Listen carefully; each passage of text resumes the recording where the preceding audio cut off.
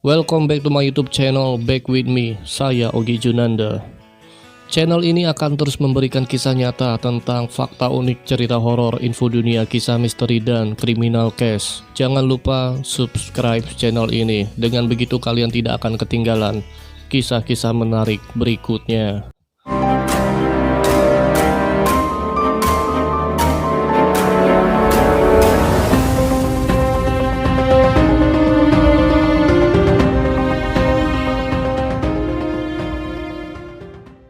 Melihat musisi yang kita sukai menunjukkan keahliannya bermain gitar dan bernyanyi memang mengundang kekaguman yang sangat luar biasa. Apalagi jika lagu yang dimainkan memiliki tingkat kesulitan yang sangat tinggi. Namun karena keinginan popularitas yang tinggi membuat seorang musisi memilih jalan pintas yang terbilang sangat mengerikan. Dia memilih jalan pintas dengan mengadakan perjanjian dengan iblis. Dan musisi yang pernah melakukan hal ini adalah Robert Johnson. Johnson telah menjual jiwanya kepada iblis. Banyak perdebatan tentang bagaimana dan kapan detailnya perjanjian itu. Dan inilah kisahnya.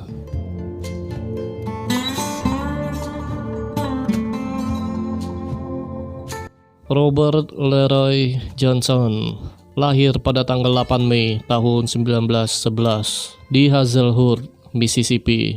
Ibunya bernama Julia Major Dutch dan ayahnya bernama Noah Johnson. Robert Johnson sebelumnya dipanggil oleh warga sekitar tempat tinggalnya dengan nama Little Robert Dusty. Dia sekolah di Indian Creek School. Tetapi di sekolahnya dia terdaftar dengan nama Robert Spencer. Bahkan namanya tertulis sebagai Robert Spencer di dalam data sensus penduduk pada tahun 1920. Setelah lulus sekolah, dia menggunakan nama belakang ayah kandungnya, Noah Johnson, dan mengubah namanya menjadi Robert Johnson. Saat duduk di sekolah menengah, Johnson bukanlah orang yang mahir dalam bermain gitar. Hingga kemudian saat dia berusia 18 tahun, tiba-tiba dia menunjukkan keahlian bermain gitar yang sangat luar biasa. Popularitasnya di dunia musik pun ikut meroket dalam sekejap.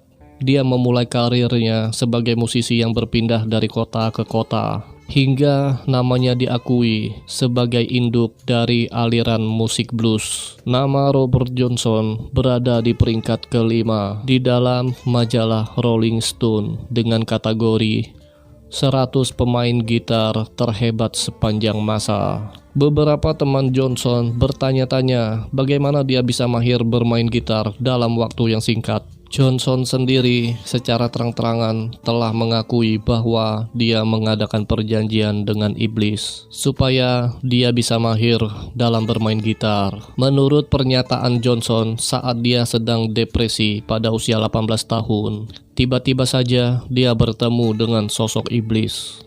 Iblis tersebut kemudian menawarkan bakat musik kepada Johnson.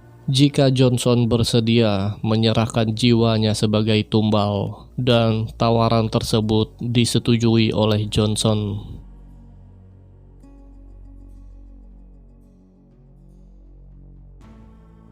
Robert Johnson berjalan di pinggiran sungai Mississippi pada tengah malam dan melewati persimpangan jalan yang bernama Dockery Plantation. Di persimpangan itulah Robert Johnson bertemu dengan sosok tinggi besar dan hitam yang ternyata adalah iblis. Kemudian iblis itu mengambil gitar milik Johnson, menyetemnya, dan memainkan sebuah lagu. Lagu yang dia mainkan benar-benar menggetarkan jiwa Johnson. Sang iblis menyadari ketertarikan Johnson sehingga dia menawarkan kemampuannya bermain gitar dengan imbalan Johnson harus menyerahkan jiwanya nanti saat dia meninggal. Johnson pun setuju. Dia lalu meninggalkan persimpangan itu untuk mengguncang dunia rock dan blues.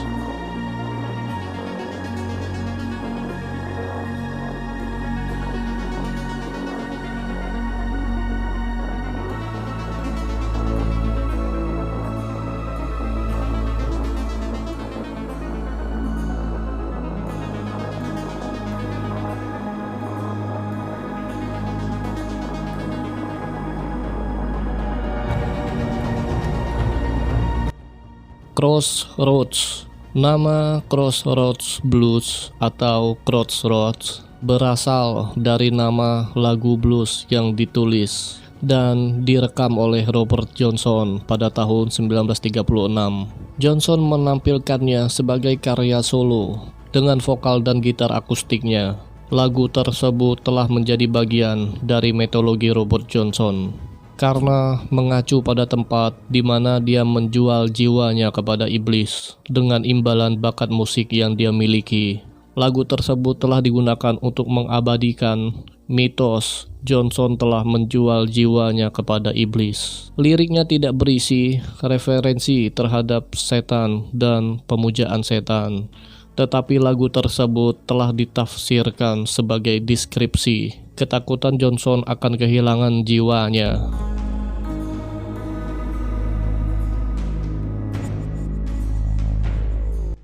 Johnson meninggal pada tanggal 16 Agustus tahun 1938. Orang-orang berpikiran mungkin sang iblis telah menagih janjinya. Tidak ada yang tahu pasti misteri meninggalnya Robert Johnson. Bahkan nisan yang menandakan makamnya ada di 3 tempat.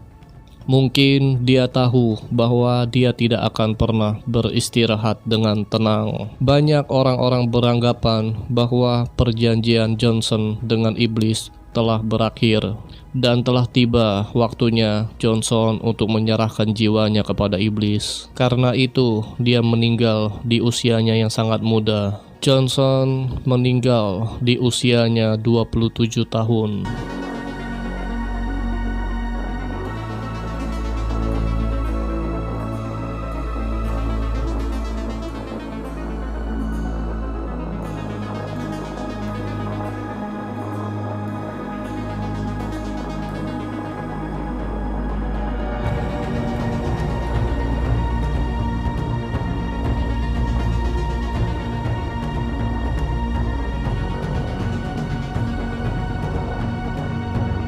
Sekian video dari saya kali ini. Terima kasih untuk kalian semua yang sudah hadir dan menonton video ini dari awal sampai akhir.